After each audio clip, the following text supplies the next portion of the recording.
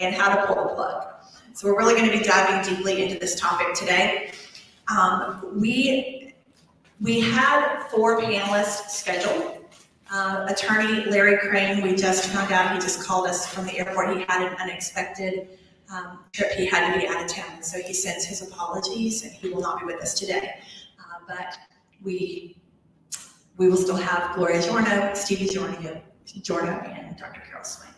Also, I want to acknowledge Logos Books is here today, and they are from the Green Hills store. They're going to be facilitating sales of the books after the event. And then if you would like to have an autographed copy from Dr. Swain or from Gloria, then there are some tables set up in the back. You can kind of make your way around and have those autographs. All right, we'd like to first open up today in prayer. So, Dr. Swain, would you like to do the honors? Welcome, Dr. Carol Swain.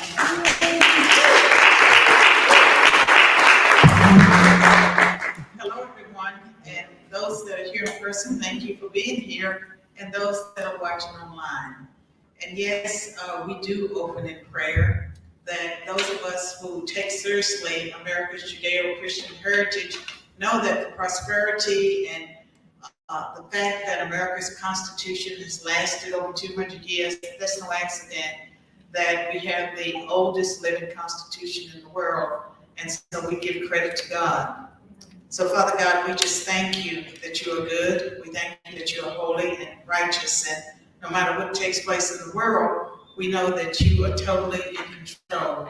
And so as we have this panel discussion today and book signing, we ask for your favor. We ask that everyone who's supposed to tune in will tune in. And those people that are watching it by live stream, if there's someone that comes to your mind, that you just call that person, tell them to get on Facebook and tell them to join us. And we ask for your favor in the name of Jesus. Amen.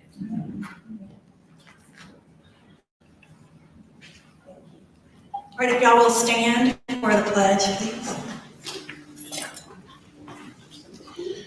I pledge allegiance to the flag of the United States of America and to the republic for which it stands, one nation, under God, indivisible, with liberty and justice for all. Thank you so much. All right. So before we bring our panelists up, I just wanted to lay a little bit of groundwork, if I may. Who here feels like they have a pretty good understanding of DEI? Okay, still a few that are a little shaky on that. What about CRT? Everybody know exactly what CRT is? Okay. For the few of you who may not, and this is something that we won't spend a lot of time on, but I just want to lay a little groundwork because it might help with the panel discussion a little bit today. So I looked this up. Diversity, this is the definition of it. It's also directed mostly to the workplace. All right. It includes people from a wide range of backgrounds and experiences, each with their own perspective. It encompasses various characteristics such as race, ethnicity, gender, sexual orientation, age, religious beliefs, disability status, and socioeconomic background. A diverse workforce promotes a vibrant and inclusive environment where employees feel valued, respected, and empowered. Sounds so compassionate and harmless. Equity. The concept refers to the fair treatment of all employees and ensures that everyone has equal access to career opportunities, resources, rewards, regardless of their background or their circumstances. It involves identifying and addressing systemic barriers and biases that may hinder certain individuals from achieving their full potential. Inclusion is creating an environment where individuals feel valued, respected, comfortable being themselves, and able to participate and contribute fully. Inclusion fosters a sense of belonging and ensures all employees have equal opportunities to thrive and succeed, regardless of their background. At its core, inclusion focuses on actively valuing and leveraging every individual's unique perspective, talent, and contribution. Now here's how it plays out in the workplace. Removing names and any personal information from resumes, so you're not having a bias. Attending career fairs that focus on diverse candidates. Reaching out to underrepresented communities. Switching to a remote hiring model. posting job openings on platforms and boards that specifically cater to diverse candidates, being mindful of using the right pronouns, very important, avoiding using gender-based terms like hi guys or paternal leave. Change your greeting. Instead of saying dear sir, dear madam, it should be hello all. So these are the types of ways that it's playing out in the workplace. The overall promise is that these types of processes are going to build trust and transparency and help employees feel empowered. Okay, so that's the idea. Now, when it comes to critical race theory, they're kind of sisters, I think. Critical race theory is mostly taught in the schools. So DEI is the workplace, CRT is in the schools. Oxford Dictionary describes CRT like this: a set of ideas holding that racial bias is inherent in many parts of Western society, especially academic, legal, and social institutions, on the basis of having been primarily designed for and implemented by white people. Legal defense, and this is important, Legal Defense Fund summarizes that systemic racism is a part of American society, from education and housing to employment and healthcare. It recognizes that racism is more than the result of individual bias and prejudice, that it's essentially an academic response to the erroneous notion that American society is colorblind. So racism is embedded in laws and policies and institutions and reproduce racial inequalities. So I'll kind of leave it there. I just want everyone, especially those watching online that may not know about these two terminologies and ideologies, I just want you to understand where we're starting from today. So I want to welcome up today our panel. I'm going to just invite them up one at a time. I want to invite up first Stevie Giorno. He is the former president of the student body. Come on up, Stevie. Former president of the student body at Belmont University. Former second vice chair for the Williamson County Republican Party. Former staff assistant to Senator Marsha Blackburn, and currently the state chairman of the Tennessee Young Republicans. Y'all please welcome. Next to him, we want to welcome up Gloria Giorno, his mom. Born in the suburbs of Chicago, living in communist Yugoslavia, with parents who taught her and her children the tragedies of communism. Gloria deeply appreciates the freedoms taken for granted in America. Her goal is to educate parents, grandparents, and students about the truth of the indoctrination happening in our schools today. She just penned the book Outcast, How the Radical Left Tried to Destroy a Young Conservative. I wonder who that could be. And she's also the founder of United Women's Foundation. If y'all would welcome that, Gloria Giorno. All right, like I mentioned, Attorney Crain, we would have loved to have his perspective today. He's so sorry, we are so sorry he can't be here. But last, but certainly not least, our belle of the ball here today, Dr. Carol Swain was born into abject poverty in rural Southwest Virginia. She was a high school dropout, but went on to earn 5 degrees. She holds a PhD from the University of North Carolina at Chapel Hill, a Master of Legal Studies from Yale. She also earned early tenure at Princeton and full professorship at Vanderbilt, where she was a professor of political science and a professor of law. Today, she's sought after on cable news networks. She's a contributor, guest expert, best-selling author, and a prominent national speaker. In addition to 3 presidential appointments, she's a former distinguished senior fellow for constitutional studies with the Texas Public Policy Foundation, and also served on the Tennessee Advisory Committee to the U.S. Civil Rights Commission, the National Endowment for the Humanities, and the 1776 Commission. She's a political scientist, cited 3 times by the U.S. Supreme Court, and has authored or edited 11 published books. She had a bestseller called Black Eye for America, How Critical Race Theory is Burning Down the House, and then her new one, which is available today, The Adversity of Diversity. Please welcome Dr. Carol Swain.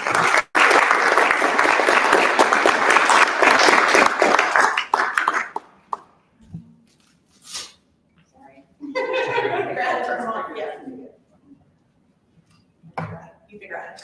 All right. Okay, so we are going to go through a series of questions. I'll just come sit by you guys today. Take Dr. Not that I could ever take Dr. Crain's seat, but it might be easier to speak. We have one? I just hold our, hold it for a second. That's what I'm there to say more about DEI.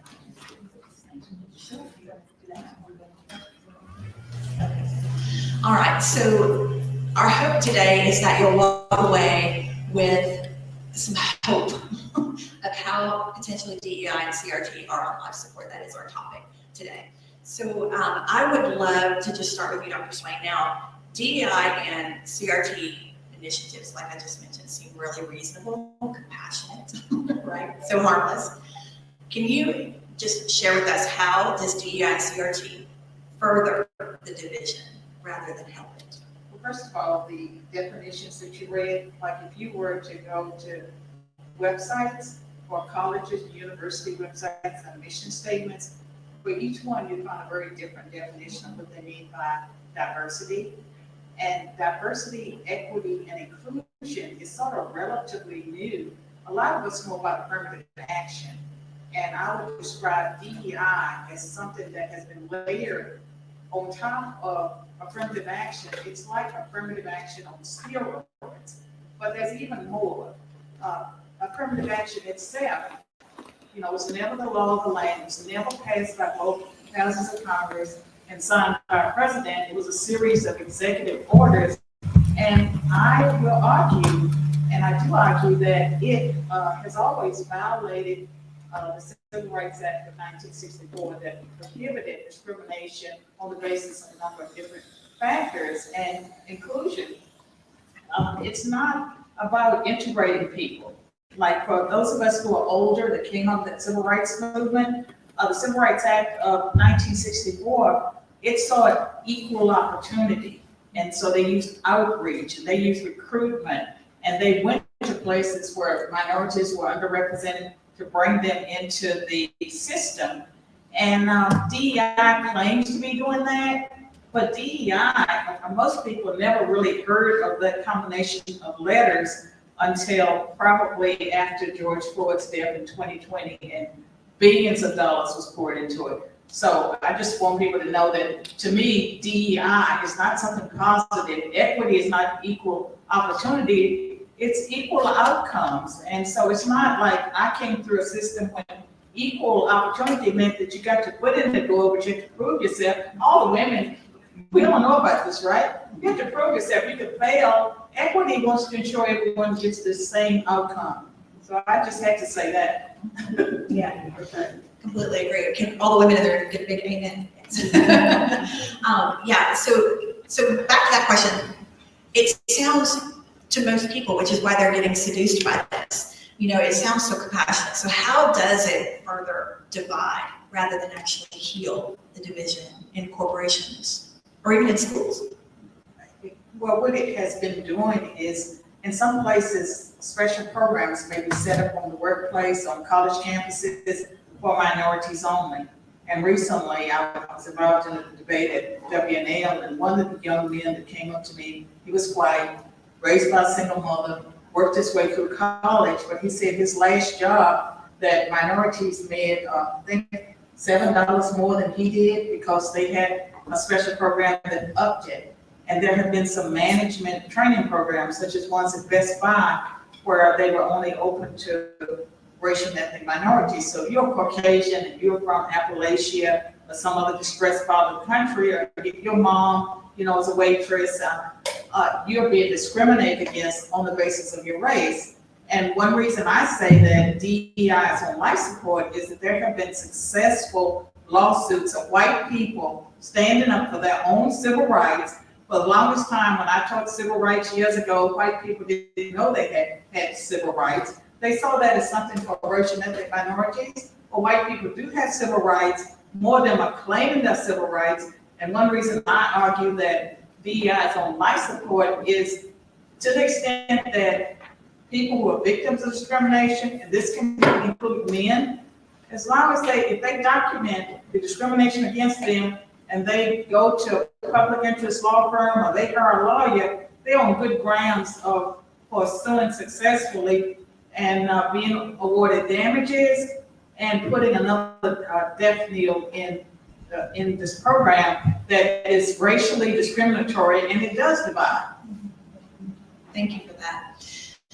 Gloria, let's move on to you. So you saw firsthand, coming out of communist Yugoslavia, you saw firsthand how indoctrination plays out in the culture. So we're seeing this play out right now in our modern day, here in America. So do you think that DEI and CRT indoctrination can be undone in those that are already indoctrinated? Personally, Yeah. That's right. Personally, I see CRT and DEI, or DIE as I call it in my book, it's communism. It is just straight out communism. I lived in a communist country. I attended first grade at a U.S. Embassy school in former communist Yugoslavia. So I was 6 years old, and I had $1,000 in my backpack every single day because I knew how to get out of that country in case of civil unrest. I knew to get into a cab at the bottom of the hill, and I knew to go to Italy, and I would have an aunt living there. So as a 6-year-old, I knew how to get out of the country. We have 26-year-olds in this country who don't know if they're a boy or a girl. So we have a tremendous number of problems. Also, when I lived in Zagreb, I knew that the police officer who was standing in the corner, who I would see every single day, they weren't there to protect me. They weren't there to protect the people who lived there. They were there to clearly protect communism and Josip Broz Tito, who was a dictator at the time when I lived there. So what I see happening right now with the CRT and the DEI is exactly what I lived through. And it's exactly what people fought to get rid of. But unfortunately, it's in this country. And it is our young people who are buying into it. And if we do not speak out now and influence young people, that's it. We are done. And I mean, my son was a victim and he wasn't a victim, he's actually a hero to me. And he was the student body president of Belmont University. And what was done to him it was sheer communism. I mean, Belmont University is a Christian conservative university, but it's not. There's no safe university. I don't care which university you give me. I can give you proof, documented proof, because we did document everything, because thankfully we do live in the great state of Tennessee, and we have one-party consent to record everything. And so I can tell you there is not one university in this great country of ours that is not indoctrinating our children right now as we're sitting. I have United Women Foundation. I work with young women every single day. These young women are afraid to speak out. These young women are afraid of the bullies. They just don't attend conservative groups. They just do not make their voice known. If we live in a country of the free and the brave, what's wrong with us? So good. Thank you so much. Stevie, I would love to know from you, because I think we have to understand this problem before we can start to solve it, right? So coming from, you being an adult, a young adult now, when you think back to your college experience, and even maybe teenagers, as you were coming up as a teenager, what do you think it is that is really gripping the younger generation? Like, why are they so interested in this ideology? Well, first, thank you all very much for being here, and thank you for the question. I think the biggest thing that I've seen is that people my age have never experienced hardship in this country. My grandparents, I heard from my grandpa all the way when I was 12, 13, 14 years old of him when he was my age. Now I'm 23. He talked about when he had to hide from the Nazis who were taking over all of Italy and Yugoslavia and the war, and then right after he had to hide from Tito and escape and come to this country legally. I think so many times people in this country have always had everything. The government provides school, provides everything, food, housing for many people. We're from Chicago, so you have a lot of government programs designed to help people. And I think the intention is good, but unfortunately what happens with any government program is, like Ronald Reagan says, it shows up and it never goes away. And now all these programs are hindering people from being successful because it's making them comfortable. So many people have student loans that they're trying to forgive all their student loans, which means we all here, the taxpayers, are paying it back for people who make bad business decisions. I don't think the government should bail big business out. I don't think we, the taxpayers, should be required to pay for that, nor should we be required to pay for people when they get a gender studies degree and believe it or not, they can't find a job. Who'd have thought? Who would have thought that was going to happen? But I think that everything in this country has been given to people my age, and as soon as there's hardship, that's when people will start to wake up and realize, that free college, free this, free that, it doesn't mean it's free. Someone is paying for it. They're just not old enough yet to where they have to pay for it. Good, thank you. Dr. Swain, it's actually a good setup for the next question I have for you. So the Civil Rights Act and basically the welfare system that was set up after that. Can you give people a little bit of understanding, maybe a little bit of the landscape of that? Because before the Civil Rights Act, we didn't have a welfare system. Can you speak to how we started this entire trajectory? Well, the welfare system really started with Social Security. And it was set up in such a way that it did not protect people who were domestic workers. And so blacks, pretty much those who worked in households, they were excluded. And in the 1960s, we had the war against poverty. And some of you may have heard of sociologists Richard Claret and his wife, Frances Piven.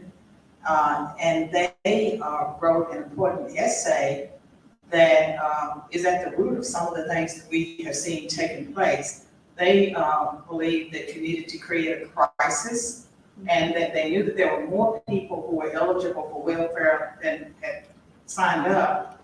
And so they wanted to flood the welfare rolls with people who were eligible so that the system itself would collapse.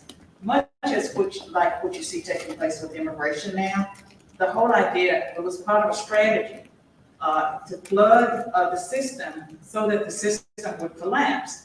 And so in the mid 1960s, they started aid to families with dependent children, and they had a policy, no man in the house. And so if you were a woman and you were poor and you needed assistance, you had to get rid of your husband or your boyfriend or whoever was the father of your children. And with the black family in the mid 1960s, Daniel Patrick Moynihan wrote an essay about the black family and how it was becoming dysfunctional. At that time, 25% of black households were headed by females. And that was seen as a pattern of dysfunction because it deviated from the pattern that black people had before. They had a pattern very similar to white people when it came to marriage. And so that was the deviation. And he was roundly attacked because the arguments came out from the neo-Marxists or cultural Marxists, that the European family structure, was just one structure. It didn't have any advantages over others. You were blaming the victim. That's how we got that phrase, blaming the victim. And so in the 1960s, we saw no-fault divorce. We saw the beginning of the collapse of the black family, and today probably 70% of black households don't have a man in the house. And I can tell you that when it comes to affirmative action and things that have taken place, Republicans have been just as guilty as Democrats, because it was Richard Nixon that brought us quotas with the Philadelphia plan. But when it came to the welfare system and dealing with the poor, and there were problems with poverty in America. Mid-1960s, Roger Mudd, CBS, did a special on hunger in America. And then there was a book by Micah Harrington, The Other America, about all the poverty in America. And so we had the war against poverty, which was a failure. But Richard Nixon tried to have guaranteed family income, $4,000 a year, and it didn't have the strings attached where you had to get rid of your boyfriend and your husband. The Congressional Black Caucus, which was new at the time, they fought it. Even though it would have benefited black people, it would have benefited poor people, it guaranteed like a ceiling. Like there were people that were working for substandard wages, they weren't earning $4,000 a year. This would have given a family ceiling of $4,000 a year, and it didn't require that you get rid of the man in the house. That was rejected by the Democrats. Long answer. No, it's okay. We want to hear from you. Well, before we move on to the next question for Gloria, let me just follow up real quick. So when we look at so many incarcerated black boys, black men, one of the things that's been attributed to is fatherless households. So that kind of started the trajectory of that for him. That's part of it, but, you know, America in the 1960s, it's as if we sort of lost our minds, but you can trace it back to the Frankfurt School in Germany when the neo-Marxists, who had been disciples of Karl Marx, set up camp at Columbia University. They trained students.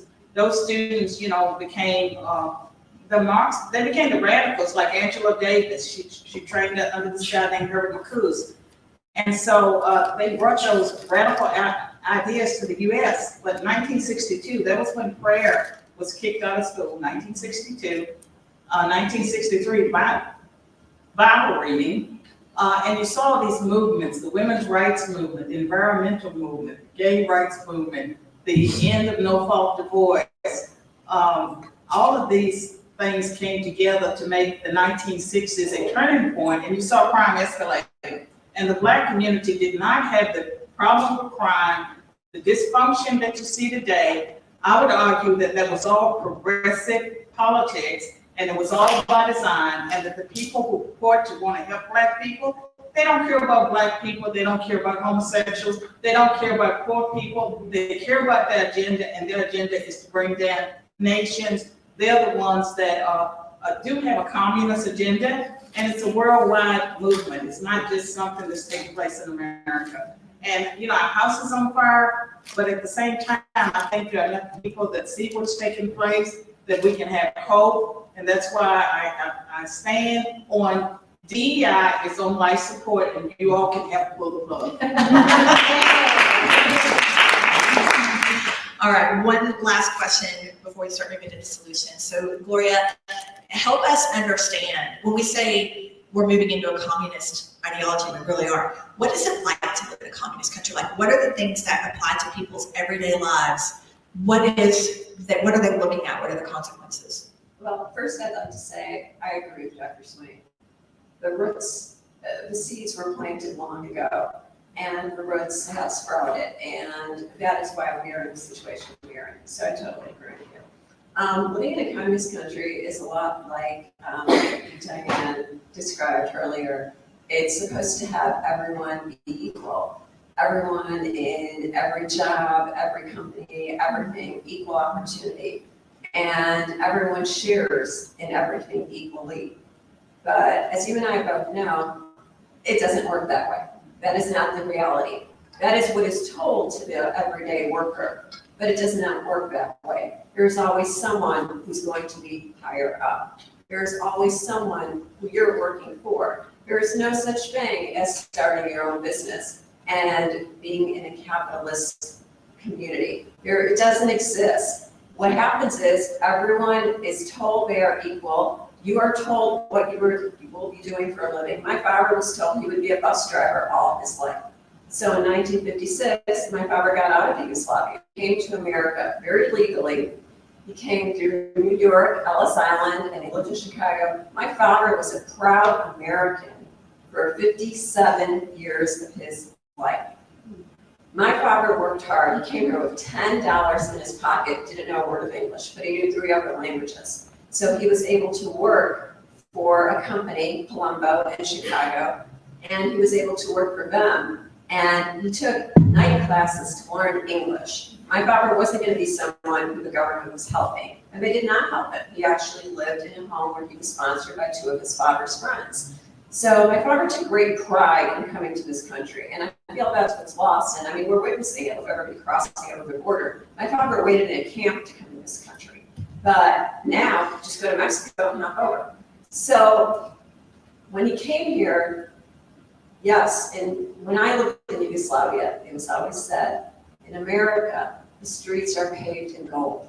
Because yes, there are opportunities in this country, but you have in no other country anywhere in the world, even to this day. If you want to work hard, if you want to stand up, if you want to speak for yourself, if you want to speak out like my son did, there are opportunities in this country to be able to do great things. But right now, we do not have enough young people. I will leave you with an example.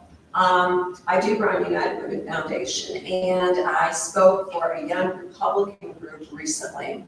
And one young woman said to me, I don't know if I would like communism. I have never tried it. That scares me. That scares me. So I said to her, I said, what part of what I said to you do you not understand? And she said, I haven't witnessed it myself. So I have a better example. My example is, you go to the zoo, you see a lion. The lion is in a cage. This lion is shelter, he's got his medical needs met, he's got food, he's got water, whatever he wants. But he's still in a cage. He doesn't know he's in a cage because it's beautiful. The cage is big. It may even be glass nowadays. I mean, it's just beautiful. Everything is so clean and so neat. So he thinks he's free, right? I mean, he gets to roam, he gets to do whatever he wants all day. So he thinks he's free.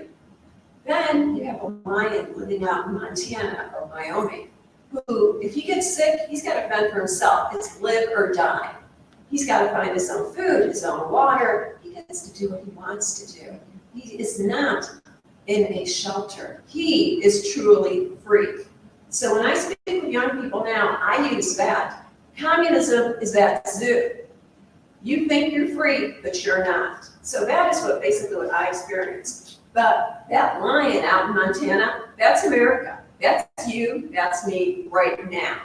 But if we don't fight like hell in 2020, for 2024, if we do not win in 2024, we are done. And it's not going to happen overnight, but it is going to happen. And you all witness it now in the past few years, in the past 30 years. I mean, you're right, it's been a long time. I mean, my son, of course, he's only 23, so he didn't witness it. I mean, he saw it firsthand at Belmont University. But before that, he would have never thought that. But we, as adults, have to influence, and especially young women. Who is our most prominent voter? Young women, housewives, it's moms who are at home. I worked a campaign for my friend who ran against Tammy Duckworth in Illinois this past cycle. And there are more women who are not registered, who are Republican conservative women, who are not registered in Illinois. And that's why we lose up there. And that is a huge problem. So we need to all reach out to our friends, make a phone call. Make a phone call, go door to door, do whatever it takes to keep our people, get our people, do what it takes to save our country. Because if we don't do this now, this generation coming up now is lost to us. We need to work very, very heavily with them because they are lost to us right now. So I need all of you to join United Women Foundation, work with me so that we're across the country. And I have some amazing women who I work with. Dr. Olivia King, incredible. Dr. Linda Lee Tarver. We need to work together to bring young people back to understanding we will not be a communist country. We will respect the Constitution. We will be free. We will be that lion in Montana and Wyoming only. I love it. I love it. You're a little fired up about that. That's good. A little passionate. We better be passionate. And we want to make clear too that we're, in this forum today, it's not the goal to endorse a particular party or a particular candidate, but we all are here for conservative values. Is there something? I would say that Be the People Project, my nonprofit, is sponsoring this. And I believe that everything that we're talking about affects every American. And you find people in the Democratic Party, as well as the Republican Party, independents, just Americans, because it's common sense. And so whenever we talk about these issues, we should talk to everyone in the same way, because if you are white or if you are a male and if you have a child that's a male and he's singled out because he is a man, he's told he has toxic masculinity or whatever, you're affected in the same way. So I think it's very important that we talk about these issues, that we talk about it in a way that is comprehensive across party lines. I agree. Stevie, can you give people just a very brief synopsis of what happened to you at Belmont? Absolutely. Yeah, and then before you do that, I'd love for you to end on what kept you from going down that indoctrination rabbit trail. That one's easy. My grandparents telling me the horror stories of where they came from. My parents always being very supportive. We fled Chicago when I was 14 years old and we escaped here, thankfully. There are a lot of people who are coming here. We need to make sure they know why this state is as great as it is. It's because of our conservative values. So I was always very fortunate that even living in Chicago, I was never influenced by people, friends of mine, their parents, because I had always known what my grandparents had escaped from. And I'm very grateful because when I went to Belmont, it was a totally different story. It was more difficult there than living in Chicago. And it's crazy to say and think about, but when I was student body president in 2020, I posted on the 4th of July that I was proud to be an American and that I was grateful to our forefathers for giving us our freedoms and rights that so many people have died for. And I refused to endorse the Black Lives Matter organization because my cousin was a police officer who was shot and killed serving in the line of duty in Chicago. And so when I tried to sit down with people from Belmont, fellow students, it was, you're going to do this or we're going to destroy you. You're going to endorse this group, you're going to post an apology, we need you to put a statement up. Even my own fraternity, which I ended up leaving when they endorsed the organization, said, if you do not do this, we're going to do whatever it takes to destroy your future. And it even got so bad, the worst part about it was, I may not be from Tennessee, but I have my boots on, I love my sweet tea. I'm a Tennessean, is I think fair to say, and so I would always go and get some sweet tea in the morning at a fast food establishment. And there was a female student who worked at Belmont, or she worked there and she went to Belmont, and she admitted in a group text at Belmont that she was putting, quote, gross stuff in my drinks. And then we turned her into the school, and guess what the school did? Worse, they accepted her into law school. So these are the type of people that are getting in positions of authority, and it starts, the past 30 years start to make sense of why, in 2020, they were shutting down our businesses, and why for 30, 40 years, we have had our rights taken away. And so it was a very challenging time, but fortunately, because I had grown up knowing what I had known and not being afraid to stand up for what I believed in, I did not give in to what these people were saying. And I, all the way to graduation said I was a proud American, still am, always will be. And it's just so sad that so many people who are supposed to be in higher education think that this country is so terrible. Yet I don't ever see people going to North Korea. I don't see them going to China. I see people coming here, millions of people, and I understand why. It's because this country is so great. And if it wasn't, they wouldn't all be coming here, dying on the way here. And so that's something that we've got to tell people is that if it was so bad here, why are you still here?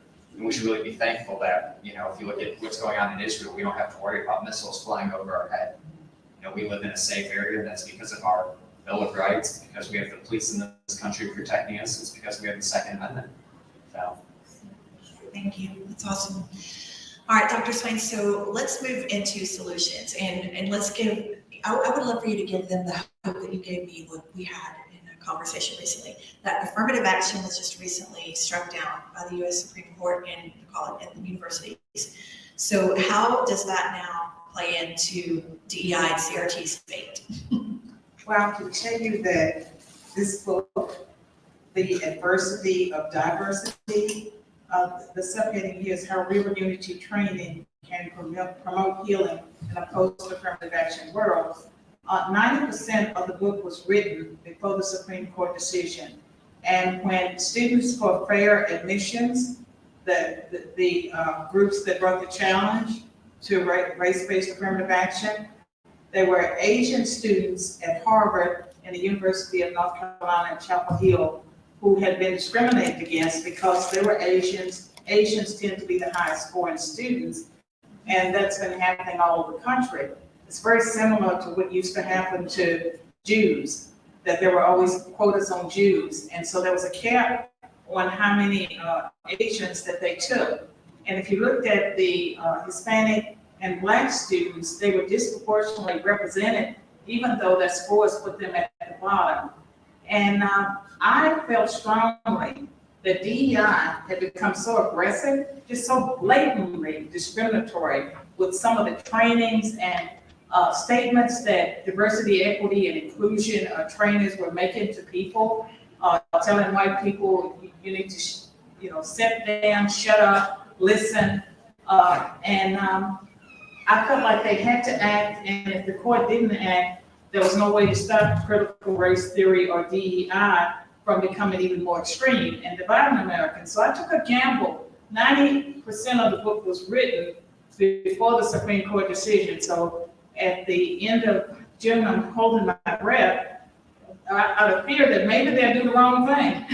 Maybe they won't have enough courage to strike it down. But it was struck down 6-3 on the grounds that it violated the Equal Protection Clause of the 14th Amendment. The Equal Protection Clause of the 14th Amendment protects all persons against discrimination. And so those were the grounds, but also the Civil Rights Act of 1964 prohibited discrimination on the basis of race, sex, color, national origin, religion, and it was amended to include disabilities. But at the time, the prohibition against sex discrimination, pretty much we knew that women had been shut out. It benefited women. Well, today, it benefits men because men are finding themselves disadvantaged and being told that they're not going to be hired because they're male. Recently, there was a man that won a settlement from his employer. He worked around a lot of women. His boss was a woman, and she told him he needed to man up, and that was discriminatory language. And so he won a successful case, a Starbucks manager, and you think about Starbucks. They had an incident some years ago where there was some black men in the store. They weren't buying anything. Eventually, they were asked to leave, and the police were called. And because of that, it was seen as an act of discrimination. Starbucks closed all of its stores nationwide, and we trained everyone in sensitivity training. Fast forward 2 or 3 years, they ended up closing stores all around the country, anywhere there were high minorities. And if you go to the Starbucks in Green Hills, you have to ask for the key to use the bathroom. Used to be that bathrooms were open, but one of the managers that was involved in Starbucks, the racial aspects of it, white woman won a $25 million settlement against Starbucks. And so what you're seeing is that white people are successfully suing under the Civil Rights Act of 1964, and men are successfully suing, and Christians are protected, as well as Buddhists and Muslims and every other religion, and Christians have found themselves openly targeted in the workplace. And so my hope and my belief that DEI is on life support is that we do have the Equal Protection Clause of the 14th Amendment. We do have our civil rights laws, and we have people that are learning their rights. And in this book, the adversity of diversity, I talk about some of the things that are taking place in the workplace, as well as colleges and universities. Colleges and universities have vowed to keep doing what they're doing. They have vowed to defy the U.S. Supreme Court, which takes me back to when I was born in 1954. That was the year of the Brown versus Board of Education case that desegregated schools. And back then, there were some people that vowed that they were not going to integrate their schools. And I can tell you that it was 1968 before schools integrated in Bedford, Virginia, because of the massive resistance. And so people that are in higher education, they're coming together, they're vowing to keep doing what they're doing. But there are a lot of us that know the law, that are going to be watching all their proxies, paying attention to them, holding them accountable. They're not going to get away with it in the same way. And when they argue that if they stop doing what they're doing, that institutions are going to be lily white, that is so racist. Think about what they're saying. They're saying that unless they lower the bar, that racial and ethnic minorities can't compete. Yet you always had racial and ethnic minorities getting in those schools, but not in higher numbers. That was back in the 60s. Think about all the progress, how many affluent minorities there are today. There are plenty of minorities that meet the standards, but not enough if you want 25% or if you want 15%. And instead of these schools trying to expand the pool, because they could be working within K-12 education, expanding the pool, they're trying to keep doing what they've been doing. But I am optimistic that there will be change because of you all. Those of you all that get information, and you need to fight back against critical race theory. You need to document. You need to pay attention to what's happening, and that's how you can help pull the plug. Amen. As we start to wrap up, let's go ahead and take any of your questions. If y'all have questions that you've written on your index cards, we'll pass them to Jessica here. Jessica, you want to go around and just get them for us? And it also, for those of you that are watching online, we have people watching on Facebook, Twitter, and YouTube. Any questions you might have, you can put them in the chat, and our moderator back there, two moderators, Lisa and Paul, can take those for you guys. We'll try to get to as many as we can. We only have about 10 minutes left here. So, yeah, let's go ahead and take a few questions. All right, I might want to say that this room is very diverse for those of you all that are watching. All right. Oh, this is a good question. All right, so I'll throw this out to the panel. What can we do in the church, I guess, to affect DEI? What can we do in the church? I think we need to bring the church back into our country. Because I can tell you that I know a lot of people who don't go to church. I know a lot of people who don't read scripture. I became a grandmother 14 weeks ago today. And we do have a Bible for our granddaughter already. And I can tell you that we need to, in our household, if you didn't go to church, you didn't get to go to brunch. And so it doesn't matter what it takes. Get your children into a tradition. We need to bring tradition and church back into our families. And it's the only way we can stop this. So, go ahead. I would just say too, that if you look at all the communist countries, you look at China, what do? They take faith and they take religion out of the country.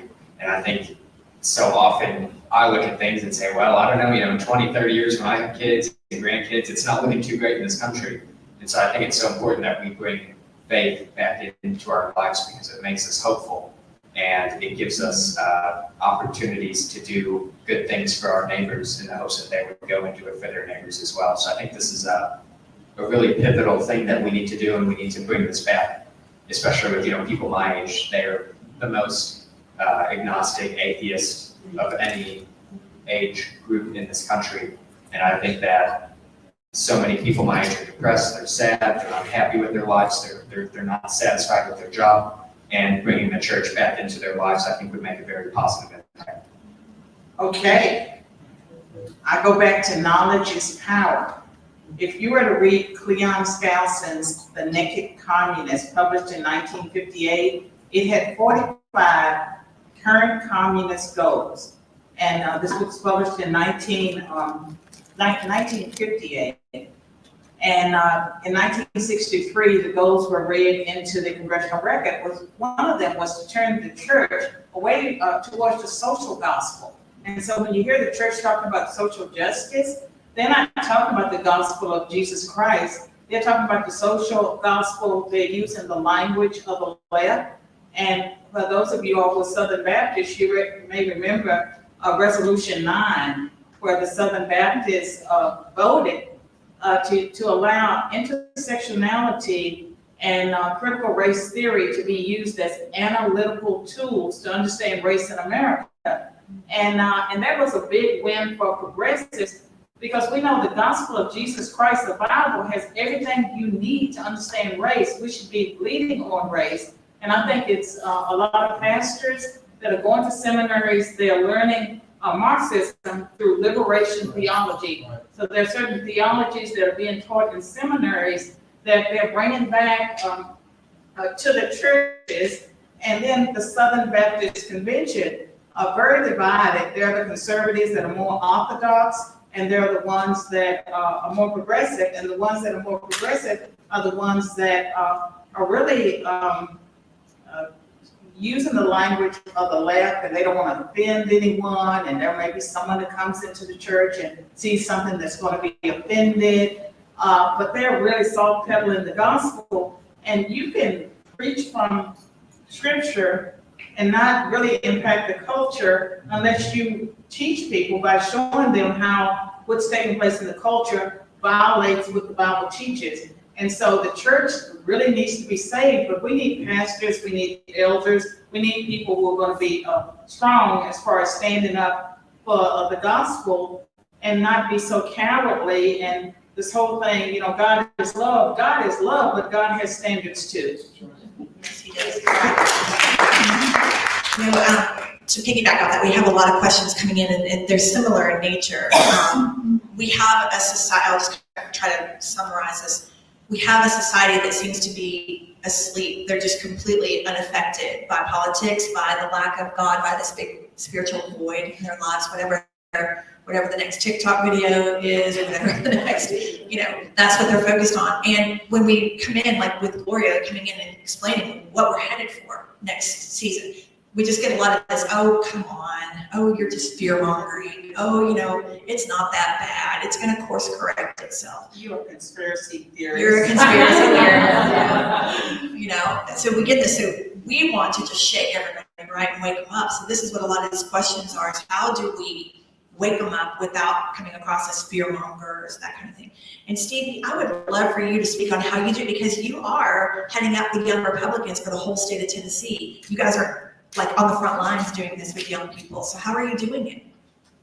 Well, it's very hard to get people motivated first and foremost because, oh, you know, it'll get better. It can't get that much worse, you know. And we look at the past couple of years, it's just gotten worse and worse and worse, especially for young people. You can't afford to go to college. You can't afford to rent an attic. You will never be able to buy a house because you have no credit because you're still in all this student debt. And so I just wonder how much more shaking it'll take for some of these people to wake up. You know, I hate to think like this, but I think for some people it would require them being put in the gulag for them to realize, hey, you know, I think we're going down the wrong path here.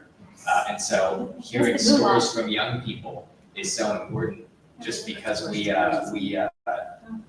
don't understand it. You know, I've never seen it, I've heard about it. I know enough to be afraid of what is going on in these other countries and what's happening in ours. But look at Chicago, look at all these big cities that are ran by people that definitely should not be running these cities. You know, that is going to come to your community. And if we don't take a stand now and make people realize that this is not the type of life you want to live, it's not productive, it's not Christian, it's not American.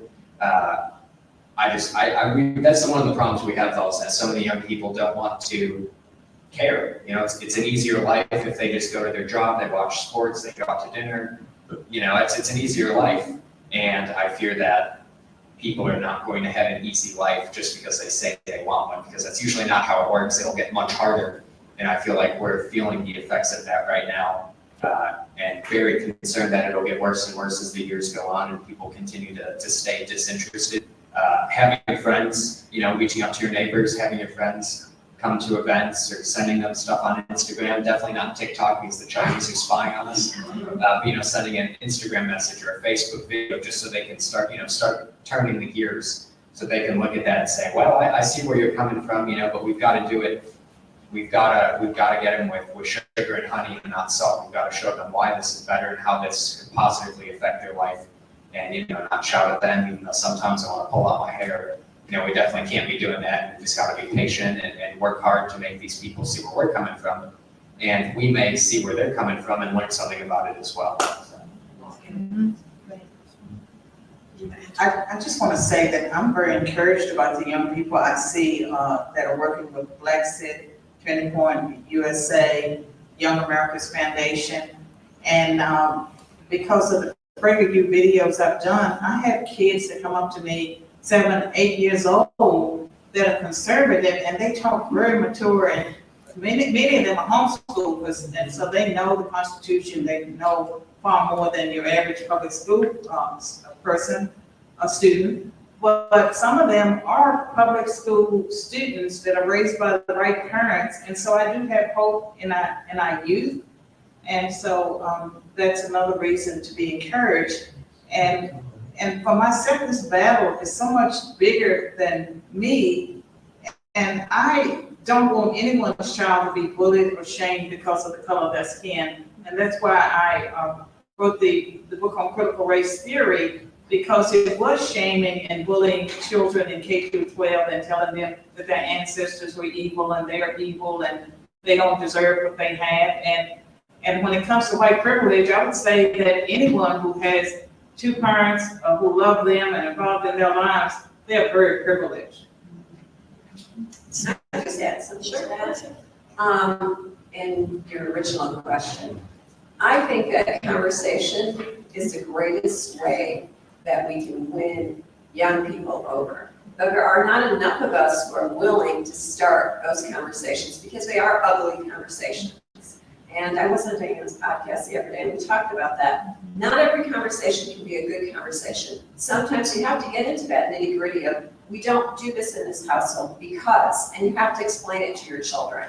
I also think that we have to explain, we don't like to talk about money with our kids. We, in our home, do, but most parents don't like to talk about that. And we are very blessed to live in a very affluent area here. However, children take that for granted. And as long as they continue to take that for granted, they're going to expect everything from their parents, and they will not get out there and work. Our son went to work when he was 16 years old, and was fortunate to go to a school, Battleground Academy in Franklin. I had phone calls from parents. Oh, we heard that Stevie got a part-time job after school. Are you having financial difficulties? No, I'm not having financial difficulties. We bought him a car, he's learning responsibility. He's paying for his gas. But a lot of parents don't want to do that. But we need to have these conversations with our children and tell them, do not go out there and get financial aid. Do not get loans to go to school. Work for it. Do something for it. Get a scholarship. I mean, United Women Foundation offers scholarships to young conservative women. That is my way of reaching out to them and starting a conversation with them. Hey, would you like to get a scholarship? We'll give you $15,000. I mean, that's a lot of money for somebody who's going, especially to a public school. I know scholarship, I mean, it's expensive. I mean, that's not enough. They need more. So we need more help, but we need to encourage young people to start to see that they cannot rely on the government. I think that's most important. But if you have children, grandchildren, have those conversations with them. Set them straight on money. Teach them to be self-reliant, not depend on the government. That is the most important thing we can do right now. All right. Yes, please, a nice round of applause for our panel. Yeah, thank you guys so much. So what we're going to do now is we're going to move to book signing. And so I will just say that I have read both of these books, so The Adversity of Diversity and also Gloria's book, Outcast. And there's a lot of practical information in there on how you can apply this to your daily life. So for those of you watching online, and for those of you that are here, we have Logos books here on site, and they're going to help you get your book, and then you can make your way over to Dr. Swain and she can sign it. And then back here in the back, we have the Outcast book, and Gloria and Stevie will be back there to sign. But if you're watching online today, you can go to Logos Books online, and you can order it there for Carol's book. You can go to Barnes & Noble and Amazon and order also. But please make sure you do that because we've got to get practical. Like, it can't just be these big abstract ideas on, yeah, we need to stand up. Yeah, we have to know what that looks like in our everyday conversation. And so you're going to get those answers in those books. So please, please make sure you pick them up. Dr. Swain, it's been my honor. Thank you so much.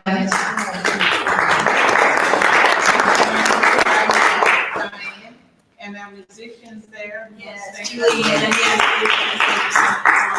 yes. Yes, and I also want to thank Paul and Lisa back there for running the live stream today.